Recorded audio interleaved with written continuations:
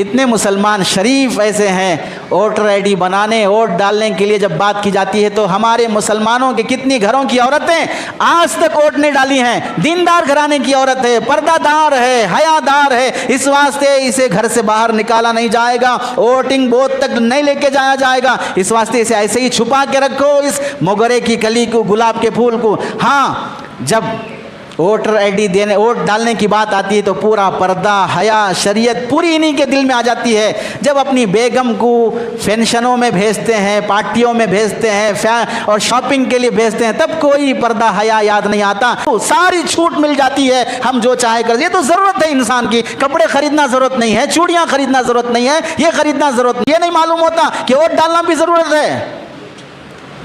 ये घटिया तरीके का दीन की नुमाइंदगी को पेश करना, ये याद रख लीजिए। जिस तरह अपना वोट डालना ज़रूरी है, अपनी बेगम का वोट डलवाना, उसका वोटर आईडी बनाना भी ज़रूरी है। क्या नबी अलैहिस्सलाम के ज़माने में अल्लाह के नबी के सहाबा जहाँ पर जिहाद के लिए निकले तो वहाँ पर सहाबियात नहीं गए?